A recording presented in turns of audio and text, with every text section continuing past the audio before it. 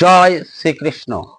গুরুর ব্রহ্মা গুরুর বিষ্ণু গুরুদেব মহেশ্বর গুরু সাক্ষাৎ পরম ব্রহ্ম তস্मै শ্রী গুরুবে নমঃ।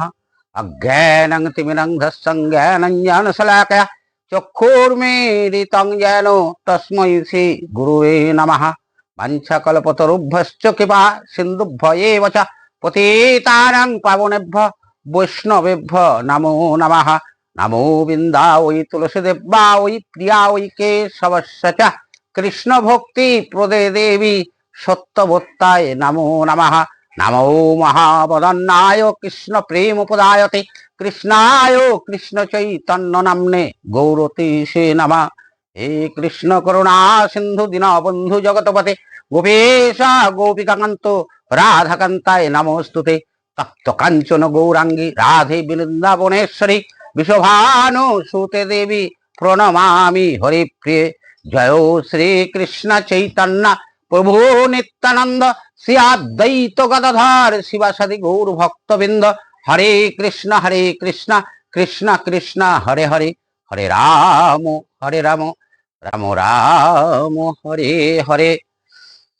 জয় শ্রীকৃষ্ণ।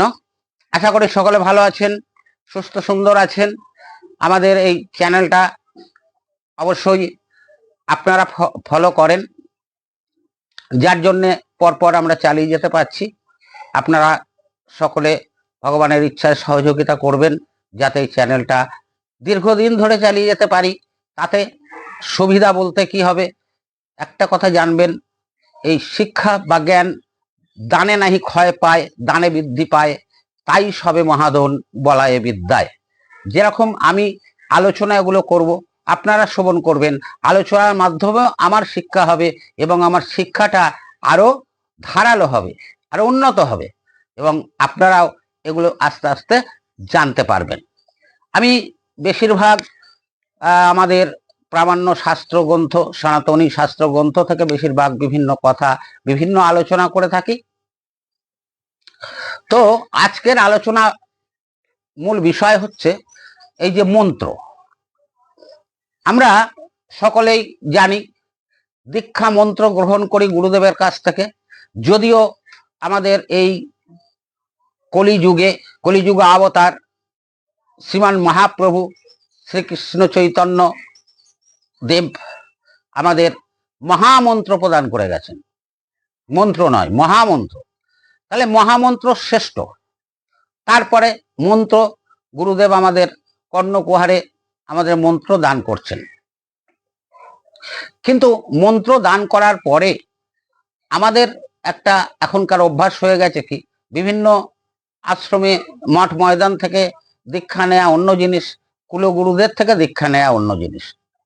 কুলগুরুরা বর্তমানে এরকম একটা জায়গায় পৌঁছে গেছে যে কুলগুরু আগেও ছিল। আমি যদি সেই যজ্ঞ মানে আগের দিনের সেই মুনি ঋষিগণের কথা বলি, ভগবান শ্রীকৃষ্ণের গুরুদেব ছিলেন, রামচন্দ্রের গুরুদেব ছিলেন, এরাও তো কুলগুরু ছিলেন, সন্দীপন মুনি ছিলেন।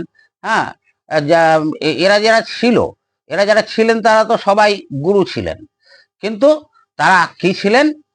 সর্বত্যাগী।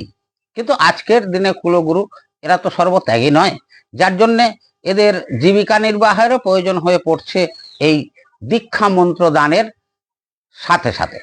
এর মাধ্যমেই এটা এরা একরকম বা কি বলবো, নিজেদের জীবিকা হিসাবে ধারণ করেছে। এখন জীবিকা হিসাবে ধারণ করতে গিয়ে দেখা যাচ্ছে আপনি মন্ত্র গ্রহণ করলেন, আমি অনেককে বলছি অপরাধ নেবেন না, অনেকে জানেন আবার অনেকে জানেন না। এই যারা জানেন না, কেন জানেন না? আপনাদের গুরুদেব আপনাকে জানায়নি, আপনাকে মন্ত্র দান করলো। মন্ত্র এই যে জপ, আমরা মালায় জপ করতে পারি, করে জপ করতে পারি।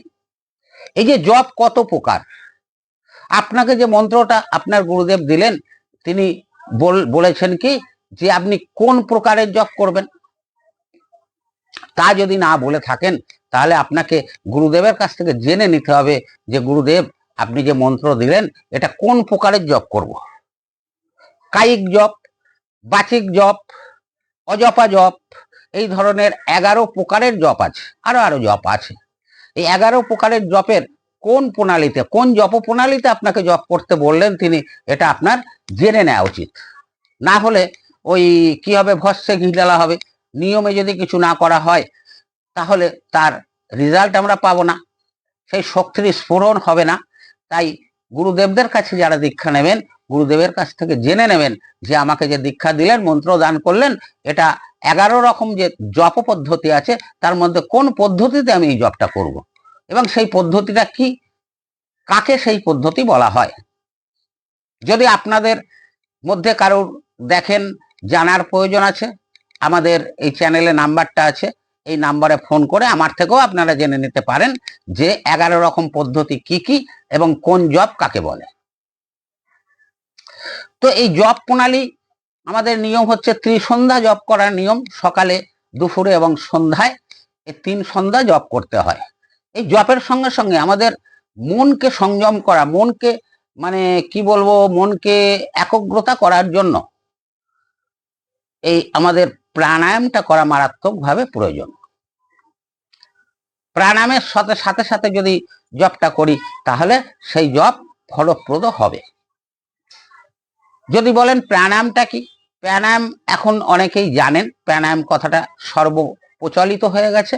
প্রাণায়াম যেরকম রেচন, পূরক, কুম্ভক, এই 3টে প্রক্রিয়া, এই 3টে প্রক্রিয়াকে একত্রে প্রাণায়াম বলা হয়। এই প্রাণায়াম যদি আমরা প্রতিদিন অভ্যাস করে যাই বা অভ্যাস করি তাহলে আমাদের শারীরিক দিক দিয়ে আমরা সম্পূর্ণ সুস্থ সুন্দর থাকব। শরীরে বিভিন্ন ব্যাধি ইত্যাদি প্রবেশ করতে যেরকম পারবে না, সেরকম আমাদের মনটা উৎফুল্ল থাকবে এবং আস্তে আস্তে আমাদের মনটা সংযম হবে, মনটা চতুর্দিকে ছড়িয়ে যাবে না, একের প্রতি একনিষ্ঠ হতে পারবে মনটা। এই মনোসংযমই হচ্ছে কিন্তু আমাদের জপ, ধ্যান, সাধনা যা কিছু করি তার মূল জিনিস হচ্ছে মনোসংযম। মনস্থিতি না হওয়া পর্যন্ত আমাদের জপও হবে না, ধ্যানও হবে না, সাধনাও হবে না। তাই মনস্থিতির জন্য অবশ্যই প্রাণায়াম করার প্রয়োজন আছে। তো প্রাণায়ামের মাধ্যমে আমাদের মনস্থির করতে হবে, মনস্থির করে তারপরে যার যার ইষ্ট দেবতা আছেন সেই ইষ্ট দেবতার যে মন্ত্র গুরুদেব দান করেছেন সেই মন্ত্র 11 রকম জপ পদ্ধতির মধ্যে কোন পদ্ধতিতে আপনাকে জপ করতে বলেছে সেই পদ্ধতিতে আপনাকে জপ করতে হবে, তাহলেই দেখবেন সুফল অবশ্যই লাভ হবে। এই সুফল লাভ বলতে কি বোঝাতে চাইছি, সুফল লাভ বলতে এটাই বোঝাতে চাইছি, মন্ত্রটা গুরুদেব আপনাকে দিলেন, মন্ত্রটা আপনার কর্ণকুহরে দিলেন, এই মন্ত্রকে আপনাকে জাগ্রত করতে হবে, প্রাণ প্রতিষ্ঠা করতে হবে মন্ত্রের, সেটা আপনার ক্রিয়ার মাধ্যমে করতে হবে, যে যাতে সম্পূর্ণ পজিটিভ নেগেটিভ রেগুলো দূরীভূত হয়ে পজিটিভ রেগুলো আপনার মানে এই দেহ ভাণ্ডারে প্রবেশ করতে পারে, কুণ্ডলিনী জাগরণের দিকে অগ্রসর হতে পারেন। এই কুণ্ডলিনী জাগরণ অন্য একটা সাবজেক্ট, সেটা আবার অন্য একদিন আলোচনা করব। আর একটা কথা আমাদের মনে রাখতে হবে, আমরা যাই করি না কেন, এই কুণ্ডলিনী জাগরণ করি, মন্ত্র করি, জপ করি, তপস্যা করি, তার বিধি নিয়ম যদি আমরা না মেনে চলি, বিধি নিয়মে আমরা যদি না করি তাহলে সেটা করা বৃথাই হবে। প্রথম হচ্ছে অহং এক ফোঁটা যদি শরীরের মধ্যে থাকে, অহং আমিত্ব বোধ যদি আমাদের শরীরের মধ্যে এক ফোঁটা থাকে, যতই জপ করি তপ করি সাধনা করি তা থেকে আমার কিছুই প্রাপ্তি আসবে না। যেমন একটা ছোট্ট উদাহরণ দিয়ে বলি, কুরুক্ষেত্রের যুদ্ধ হলো, 18 দিনের যুদ্ধ হলো। এই 18 দিনের যুদ্ধে কুরুক্ষেত্রের ভগবান শ্রীকৃষ্ণ অর্জুনের সারথী হিসাবে অর্জুনের রথটা পরিচালনা করলেন, যেরকম ভগবান শ্রীকৃষ্ণই আমাদের প্রত্যেকের এই দেহরথকে সারথী হিসাবে পরিচালনা করেন। তাই 18 দিন পরিচালনা করার পর যুদ্ধ শেষে যখন যুদ্ধক্ষেত্র থেকে বেরিয়ে যাচ্ছেন অর্জুনকে নিয়ে ভগবান পরমেশ্বর শ্রীকৃষ্ণ, তো কিছুদূর গিয়ে ভগবান বললেন যে অর্জুন তুমি রথ থেকে নামো।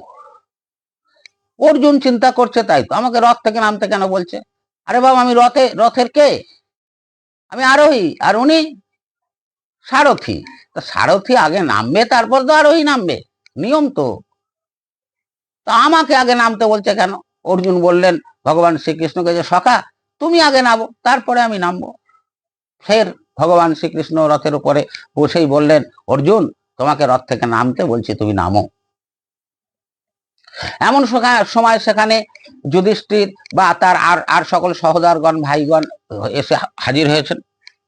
তো যুধিষ্ঠির অর্জুনকে বলল, অর্জুন, কেশব যখন বলছেন তোমাকে রথ থেকে নামতে, তুমি নেমে যাও। এখন কি করবে?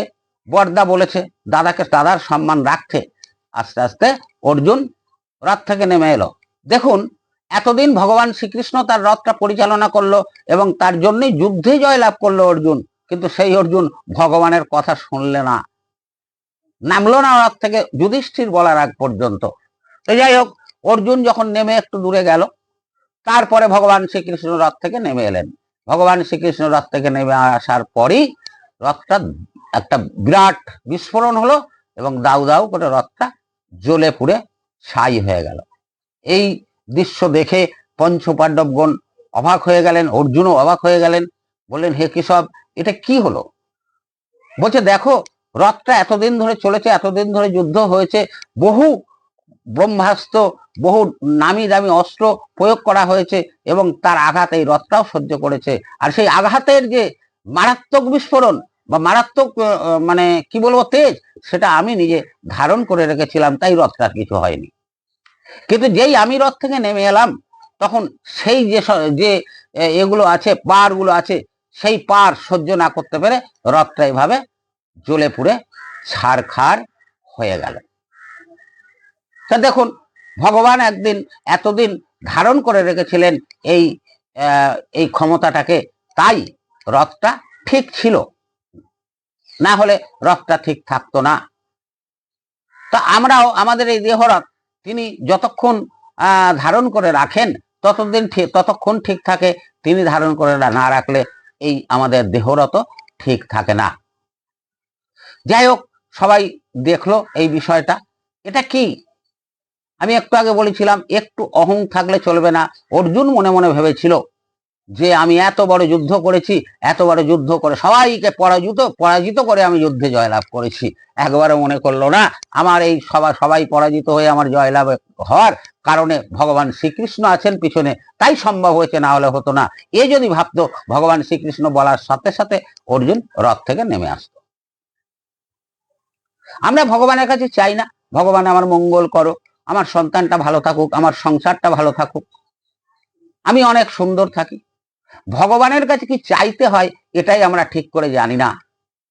তাই শ্রী রামকৃষ্ণ পরমহংসদেব স্বামী বিবেকানন্দকে বলেছিলেন যে চেয়েও না, চাইলে কম পড়ে যেতে পারে। তিনি কতটা দেবেন ঠিক করে রেখেছেন, তুমি চাইতে যদি কম চেয়ে ফেলো, ওই জন্য তার ইচ্ছায় দিতে যাও, তুমি চেয়েও না, উচিত না। ভগবানের কাছে অনেক কিছু চাওয়া, অনেক কিছু পাওয়ার আকাঙ্ক্ষা করা, তিনি আমাদের জন্য একদম নির্দিষ্ট করে রেখেছেন আমার কতটা পাওয়া উচিত, তিনি সেটা অবশ্যই দেবেন, তুমি চাইলেও দেবেন, না চাইলেও দেবেন। তাই তার কাছে শুধু প্রার্থনা করা, হে ঈশ্বর, এই জড়া জগতে যে আমি বাস করছি, এই জড়া জগতে যে আমি এসেছি, তবুও দুর্লভ জন্ম, মানব জন্ম পেয়েছি, এটা অনেক ভালো। তো আমাকে আস্তে আস্তে এই জড়া জগৎ থেকে মুক্তি দান করো প্রভু, যাতে এই পুনরপি জনমং পুনরপি মরণং পুনরপি জননী জঠরে শয়নম, এই চক্রের মধ্যে আমাকে ঘুরে বেড়াতে না হয়। এটাই ভগবানের কাছে আমাদের প্রার্থনা, অনেক কিছু চাওয়া নয়। আমরা যে ধর্ম আচরণ করি, সনাতন ধর্ম আচরণ করি, এই সনাতন ধর্মের মধ্যে অনেক কিছু নিয়ম আছে। যেমন আমরা দেখি পূজা অর্চনা ইত্যাদি আছে। পূজা অর্চনার মধ্যে পড়ে যেটা আমরা সন্ধ্যা দেখাই, প্রত্যেকটা বাড়িতে সন্ধ্যা দেখানো হয়। এই সন্ধ্যা দেখানো হয়, দেখানোর পরে শঙ্করধ্বনি করা হয়, দেখেছেন? সনাতনী আমাদের ধর্মে যে কোনো শুভ কর্ম হলে, আর কোনো বাদ্যযন্ত্র থাকুক আর না থাকুক, শঙ্খটা কিন্তু থাকে, শঙ্খ বাজাতেই হয়। শঙ্খ ছাড়া শুভ কর্ম সুসম্পন্ন হয় না। আমি একটু শাস্ত্র থেকে ব্যাপারটা উদ্ধৃত করে বলছি। এই শঙ্খর এত গুরুত্ব কেন? শাঁখ যাকে বলছি আমরা, শঙ্খের এত গুরুত্ব কেন? যে কোনো বাদ্যযন্ত্র থাকুক না থাকুক, শুভকর্ম শাঁখ না বাজালে কিন্তু সুসম্পন্ন হবে না। তো শাস্ত্র অনুযায়ী শঙ্খের জন্ম আমাদের তুলসী মহারানী, বৃন্দের রানী, যাকে আমরা কি বলি, যোগাযোগের দেবী হিসাবে মানি, ভক্তি দান করেন, যিনি ভক্তির দেবী হিসেবে মানি, ইনি ছিলেন শঙ্খচূড়ের পত্নী। তো শঙ্খচূড় দৈত্য, দৈত্য হলে হবে কি, তিনি শিব বা মহাদেবের সাধনা করেছিলেন ঐকান্তিক ভাবে। এই সাধনার ফলে তিনি শিব সন্তুষ্ট হয়ে বলেছিল যে তুমি কি চাও শঙ্খচূড়? শঙ্খচূড় বলেছিল আমাকে এই বর প্রদান করুন, যাতে আমাকে কেউ ইহ জগতে হত্যা করতে না পারে, বধ করতে না পারে। ইহ জগৎ বা স্বর্গ ত্রিভুবনের কেউ যেন আমাকে বধ করতে না পারে। ভগবান শিব সন্তুষ্ট হয়ে সেই শঙ্খচূড় দৈত্যকে মহামৃত্যুঞ্জয় কবচ প্রদান করেছিলেন, আর বলেছিলেন এই মহামৃত্যুঞ্জয় কবচ যতক্ষণ তোমার কাছে থাকবে আর তোমার পত্নীর সতীত্ব যতক্ষণ হনন না হবে, ততক্ষণ ত্রিভুবনের কারোরই ক্ষমতা নেই যে তোমাকে বধ করবে। এই কবচে এসে গেলাম, মহামৃত্যুঞ্জয় কবচ মহাদেব বা শিব নিজ হস্তে শঙ্খচূড়কে দান করেছিলেন। আজকের দিনে এই জ্যোতিষ জগতে বিভিন্ন সমস্যায় বিভিন্ন জ্যোতিষীগণ বিভিন্ন কবচ প্রদান করে থাকেন। এই কবচ তৈরি হয় নাম গোত্র দিয়ে, হোম যজ্ঞের মাধ্যমে, বিধি, শাস্ত্রীয় বিধি, বৈদিক বিধি অনুযায়ী কবচ তৈরি হয়। তাতে দেবতার আশীর্বাদ থাকে। এই কবচের মধ্যেও অনেক মহামূল্যবান দ্রব্যগুলো থাকে, যেমন কস্তুরী, গোরচনা, ইন্দ্রজাল, মায়াজাল, কামসিঁদুর, আরো অনেক কিছু। তো এই মন্ত্র উচ্চারণের মাধ্যমে, মহাযজ্ঞের মাধ্যমে যে কবচ তৈরি হয় তার ক্ষমতা অপরিসীম। এই কবচ ধারণ করলে যে কোনো মানুষের যে কোনো সমস্যা অবশ্যই দূরীভূত হবে এবং তিনি সুস্থ সুন্দর জীবনযাপন করবে। আমরা বিভিন্ন রত্ন ব্যবহার করি বিভিন্ন গ্রহ বৈগুণ্যের জন্য। রত্ন ততটা কাজ দেয় না, যার থেকে অনেক বেশি কাজ দেয় এই কবচ, যেটা যজ্ঞের মাধ্যমে তৈরি হয়েছে। ভগবানের আশীর্বাদ পুষ্ট কবচ। এই কবচের প্রচলন বহু কাল থেকে আছে। বুঝতে পারছেন, শিব শঙ্খচূড়কে মহামৃত্যুঞ্জয় কবচ দিয়েছিলেন। তাই জ্যোতিষীদের সঙ্গে যখন যোগাযোগ করবেন, আপনার ভাগ্য নিয়ে গণনা করবেন, আপনার কোনো প্রতিকারের প্রয়োজন হলে গ্রহ বৈগুণ্য হোক বা যে কোনো সমস্যায়, আপনি চেষ্টা করবেন তার দ্বারা যজ্ঞের মাধ্যমে দেবতাকে সন্তুষ্ট করে কবচ তৈরি করে সেটা ধারণ করতে। আমি আপনাদের কথা দিচ্ছি 100% কাজ পাবেন, আপনার সমস্যার সমাধান হবেই হবে। যদি এই ধরনের কোনো সমস্যা আপনাদের কারোর থেকে থাকে, আমাদের এই চ্যানেলের নাম্বারটা আছে, এই নাম্বারে ফোন করবেন। ফোন করে আপনার সমস্যাটা কি বলবেন। যদি সমস্যা নিজে বুঝতেও না পারেন কি হচ্ছে, আপনার জন্ম তারিখ, জন্ম সময়, জন্মস্থান পাঠিয়ে দেবেন। আমরা বিচার করব, কুণ্ডলী বিচার করে বুঝতে পারবো কোথায় আপনার সমস্যা হচ্ছে, কোন গ্রহ বৈগুণ্য আপনার চলছে, সেই মতো কবচ তৈরি করে দেবো এবং আপনি দেখবেন সুখ শান্তিতে জীবনযাপন করবেন এবং আপনার জীবনটা মারাত্মকভাবে আনন্দময় হয়ে উঠবে, সুখময় হয়ে উঠবে। তো যাই হোক, শঙ্খচূড় এই বর পাওয়ার পরে অহংকারী হয়ে গেল। সে দেখলো আমাকে কেউ বধ করতে পারবে না, সবাইকে সে পায়ের তলায় দাবিয়ে রাখার চেষ্টা করলো। এরপরে তার মাথায় এলো ইন্দ্রপুরী আমি দখল করব, ইন্দ্রকে হারিয়ে আমি স্বর্গরাজ্য দখল করব। দেবতাদের সঙ্গে যুদ্ধ শুরু করে দিল। শুরু হলো দেবতাদের সঙ্গে যুদ্ধ।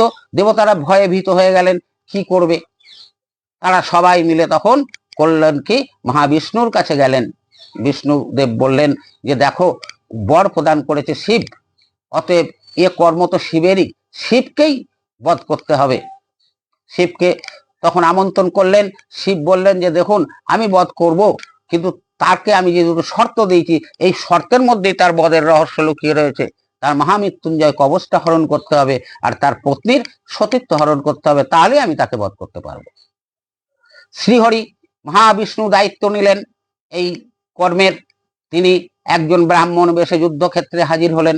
শঙ্খচূড়ের সামনে দাঁড়িয়ে বললেন যে হে রাজন, আমাকে কিছু দান করুন। শঙ্খচূড় বললেন, এ কি কথা, আমি যুদ্ধক্ষেত্রে রয়েছি, যুদ্ধ করছি, এখানে আমার কি আছে আপনাকে দান করার মতো? বলছে আছে, আপনি ইচ্ছা করলে দান করতে পারেন, আর যদি মনে করেন দান করব না, তাহলে আমি বিদায় নিচ্ছি। তখন শঙ্খচূড়, এরা দস্যু হোক দানব হোক, সাধনায় সিদ্ধি লাভ করে ক্ষমতা অর্জন করেছে, তার মানে বুঝতে হবে আপনাকে যে এরা কত বড় পারদর্শী সব বিষয়ে এবং সত্যনিষ্ঠ।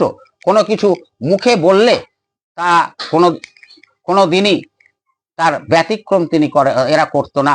এই সত্যতা আছে বলেই, সততা আছে বলেই এদের এত বড় শক্তি মানে ধারণ করার ক্ষমতা হয়েছে।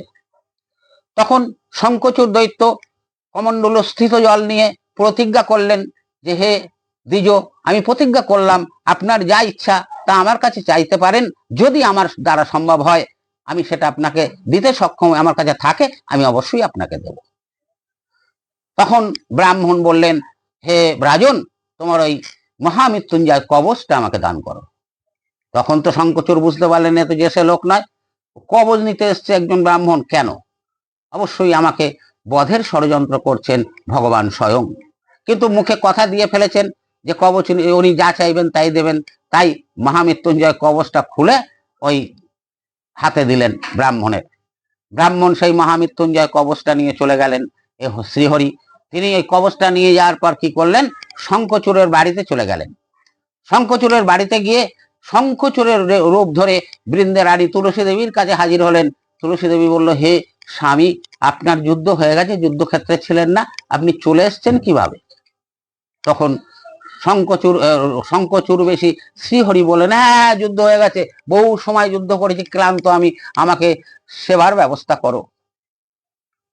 তখন বৃন্দারানী স্বামী বাড়ি ফিরে এসছে, আসলে একজন সতীসাধ্যী পত্নী যে কত আনন্দিত হয়, কত কর্তব্য পরায়ণ হয়ে ওঠে, সেটা এই সতীসাধ্যী রমণীদের ক্ষেত্রেই দেখা যায়। তুলসী মহারানী শঙ্খচূড় রূপী এই হরিকে খুব যত্ন সহকারে আহার প্রদান করলেন। তিনি আহার গ্রহণ করলেন, আহার গ্রহণ করার পরে শয়ন করলেন। যখন শয়ন করলেন, বৃন্দে রানী স্বামীর মানে পদ লেহন করতে লাগলেন। পদলেহন করতে করতে করতে করতে নিদ্রা দেবীর আগমন হয়। তুলসী মহারানীও স্বামীর পাশে শুয়ে পড়লেন। কিন্তু তিনি শুয়ে পড়লে হবে কি, এরা তো তার দেব পর্যায়ে। একটা কথা জানবেন, আমাদের এই দেবজনী জীবজনী বিভিন্ন জনী হিসাবে ভাগ করা হয়েছে। দেবতা পর্যায়ে বৃন্দে রানী শোয়ার সঙ্গে সঙ্গে বুঝতে পারলেন ইনি আমার স্বামী নয়। কেন? এটা আপনারাও বুঝতে পারবেন। প্রত্যেকটা সতী সাধ্বী স্ত্রী হলে সে তার স্বামীর দেহ থেকে এক ধরনের গন্ধ পেয়ে থাকে, যেটা অন্য কারোর দেহেতে পাওয়া যায় না। তাই নিজের স্বামী ছাড়া অন্য কেউ কাছে আসলেই সে বুঝতে পারবে এটা তা আমার স্বামী নয়। তুলসী মহারানীও বুঝতে পারলেন, খুব রেগে গেলেন। রেগে উঠে তিনি বললেন, আপনি ঠিক করে বলুন আপনি কে, আপনি আপনার স্বামী নন। তখন শ্রীহরি বিষ্ণু নিজ মূর্তি ধারণ করে বলল, হে বৃন্দে দেবী, আমি তোমার স্বামী নই, আমি বিষ্ণু, আমি শ্রীহরি, আমি এসছি তোমার সতীত্ব হরণের জন্যে। আগেকার সময়ে নিয়ম ছিল, একজন সতী সাধ্বী রমণী নিজের স্বামী ছাড়া অন্য কারোর দেহ স্পর্শ করলেই তার সতীত্ব নষ্ট হয়। তো তুলসী মহারানী পদলেহন করেছিলেন এবং পাশে শয়ন করেছিলেন, তাই সতীত্ব নষ্ট হলো তুলসী রানীর। তাহলে পত্নীর সতীত্ব নষ্ট হলো। এর আগে মহামৃত্যুঞ্জয় কবচ নিয়ে চলে আসলেন। সময় হয়ে গেল শঙ্খচূড়ের বধের। এই সময় বৃন্দে রানী তুলসী মহারানী যদিও নারায়ণকে মারাত্মক অভিশাপ দিয়েছিলেন গোপনে এই কর্মের জন্য, সেসব আলোচনা করতে গেলে অনেক সময় চলে যাবে, অনেক সময় লাগে, প্রয়োজন নেই সেটার। আমি তো অনলি শঙ্খ শাঁখের জন্মের কথাই বলতে চাইছি। তারপরে শিব করলেন কে, নিজ ত্রিশূল দিয়ে শঙ্খচূড়ের বক্ষে আঘাত করলেন এবং এফোর ওপর হয়ে গেল। শঙ্খচূড় ধরা তলে লুটিয়ে পড়লেন। তখন শিব সেই ত্রিশূল খুলে নিলেন, খুলে নিয়ে দেখছেন সেই ত্রিশূলের মুখে রক্ত মাংস লেগে রয়েছে শঙ্খচূড়ের। শঙ্খচূড় তো পরম ভক্ত ছিলেন শিবের, তবেই না শিব তাকে বরদান করেছিলেন। শিব নিজে অশ্রু জলে সিক্ত হলেন, আমার এত বড় ভক্তকে আমি নিজে হাতে নিধন করলাম। তখন শিব প্রতিজ্ঞা করলো, আমি তোমাকে জীবিত করে রাখবো, কোনোদিনই তোমাকে আমাদের এই সনাতন ধর্ম থেকে তুমি মুছে যাবে না, সনাতনীরা কোনোদিনই তোমাকে ভুলতে পারবে না। তখন সেই ত্রিশূলটা মহাসমুদ্রে শিব ধুয়ে ফেললেন, ধৌত করলেন। আর সেই মাংস রক্ত যখন ধৌত হলো, তখন শিব বললেন, এই মাংস রক্ত থেকে জন্ম হবে শঙ্খের। আর এই শঙ্খ ধ্বনি যেখানে হবে, সেখানে আমাদের যত দেবদেবী আছে তারা সেদিকে তাকিয়ে দেখবেন। এই হচ্ছে শঙ্খের জন্ম। সেই জন্যে আমাদের যে কোনো শুভকর্ম, যে কোনো বাদ্যযন্ত্র বাজুক আর না বাজুক, শঙ্খ অবশ্যই বাজতে হবে। শঙ্খ ছাড়া আমাদের শুভকর্ম কোনোদিনই সুসম্পন্ন হবে না। আর ভগবানের কাছে চাওয়ার কথা বললাম, ভক্তরা কি চায় দেখুন। কুরুক্ষেত্র যুদ্ধ যখন শেষ হয়ে গেল, ভগবান শ্রীকৃষ্ণ নিজ গৃহের দিকে, দ্বারকার দিকে গমন করলেন। পঞ্চপাণ্ডব ফিরে গেল। দ্রৌপদী আশা করে, এই আমাদের কুন্তী দেবী আশা করে বসে আছেন যে পরমেশ্বর কৃষ্ণ অন্তত আমার সঙ্গে একবার দেখা করে যাবেন। যখন পঞ্চপাণ্ডব ফিরলেন, কুন্তী দেবী জিজ্ঞেস করলেন কেশব কোথায়? অর্জুন বলল, মা কেশব তো চলে গেছেন নিজ গৃহে দ্বারকায়। তো তখন কুন্তী দেবী বললেন যে না, তা হতে পারে না, তিনি আমার সঙ্গে দেখা না করে যেতে পারেন না। বলছে কেন মা, তোমার সঙ্গে দেখা করলে তুমি কি কি করতে? তা বলছে আমি একটু কিছু চাইতাম, একটা জিনিস চাওয়ার খুব ইচ্ছা ছিল। বলছে সে কি মা, তুমি না বলো ভগবানের কাছে কিছু চাইতে নেই, তুমি চাইতে যাবে কেন? বলছে না, আমার আজকে একটু চাওয়ার ইচ্ছে ছিল। তখন বলল চাওয়ার ইচ্ছে ছিল, সাথে তিনি চলে গেছেন, তা কি করে চাইবেন? বলছে সে আবার আসবে, আমি যখন ইচ্ছা করেছি। এরকম বলছেন। এমন সময় ভগবান শ্রীকৃষ্ণ নিজ রথ নিয়ে এসে কুন্তীর দ্বারে এসে উপস্থিত হলেন এবং শ্রীকৃষ্ণ কুন্তীর কাছে গিয়ে বললেন, পিসি কেমন আছো বলো? তা বলছে কেমন আছো মানে, তুমি চলে গেছো আমার সঙ্গে দেখা না করে। বলছে কি আর দেখা করতে আসবো, তোমরা এখন কোনো সমস্যা নেই, শান্তিতে আছো, যুদ্ধ জয় করেছে, যুধিষ্ঠির তোমার ছেলে রাজা হয়েছে, তোমাদের আর এখন কোনো বিপদ নেই, তাই আমি চলে গেছি। বলছে আমি তোমার কাছে একটা জিনিস চাইতাম। বলছে সে কি কথা, তুমিও চাইতে শিখেছো নাকি? আচ্ছা বলো তুমি কি চাও, আমার দ্বারা সম্ভব হলে আমি তোমাকে দেবো। কুন্তী দেবী বলেছিলেন, হে যাদব, আমাকে বিপদ দাও, বিপদ যেন আমার না কাটে, একটার পর একটা বিপদ যেন আমার দেখা দেয়, বিপদ যেন আমার শেষ না হয়। বলছি কি চাইছো তুমি? ভগবানের কাছে এরকম জিনিস কেউ চায়?